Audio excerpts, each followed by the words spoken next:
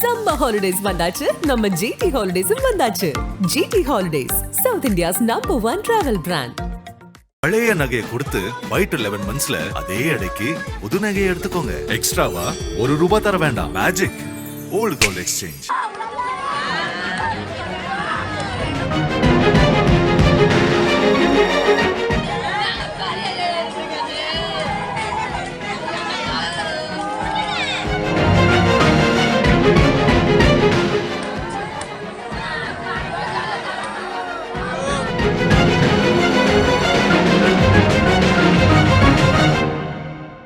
ராணிப்பேட்டை மாவட்டம் நெமிலிக்கு அருகே அமைந்துள்ளது மேட்டு வேட்டாங்குளம் கிராமம். இந்த பகுதியைச் சேர்ந்தவர் 29 வயதான தட்சிணாமூர்த்தி. சென்னை ரெடில்ஸ் பகுதியில் உள்ள தனியார் தொழிற்சாலையில் பணியாற்றி வருகிறார்.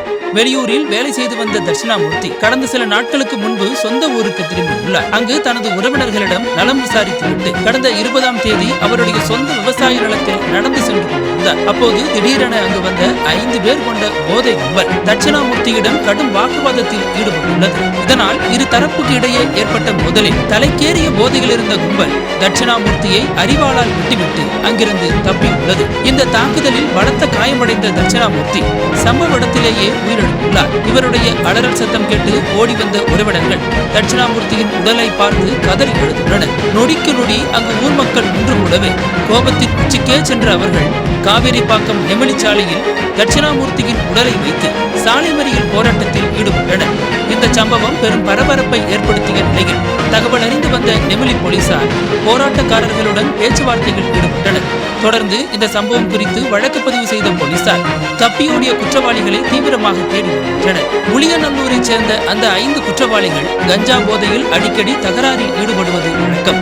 இதற்கு முன்னதாக கடந்த 19ஆம் தேதி மேட்டு வேட்டாங்குளம் கிராமத்திற்கு வந்த அந்த கஞ்சா கும்பல் அந்த பகுதியைச் சேர்ந்த மணிகண்டன் என்பவரை நடனமாடச் சொல்லி தாக்கியுள்ளது. இதனால் ஆத்திரமடைந்த அவர் கிராம மக்களை உதவிக்கு அழைத்ததால் அந்த கும்பல் தங்களுடைய காரில் தப்பியுள்ளது. இது குறித்து கிராம மக்கள் நெமிலி போலீசில் அன்றைய தினமே புகார் மனு கொடுத்துள்ளனர். மனுவை பெற்ற SSI தனசேகர் மற்றும் காவலர் குமார் உள்ளிட்டோர் விசாரணை ஏதும் நடத்தவில்லை என கூறப்படுகிறது. இந்த சூழலில்தான் தட்சிணாமூர்த்தி அதே பகுதியில் கொலை செய்யப்பட்டுள்ளார். இது குறித்து தகவல் அறிந்த மாவட்ட SP விவேகானந்தா சுக்லா, SSI தனசேகர் மற்றும் காவலர் குமார் உள்ளிட்ட இருவரையும் அதிரடியாக சஸ்பெண்ட் செய்து உத்தரவிட்டுள்ளார். தொடர்ந்து குற்றவாளிகளை தேடும் பணி தீவிரமாக நடைபெற்று வருகிறது.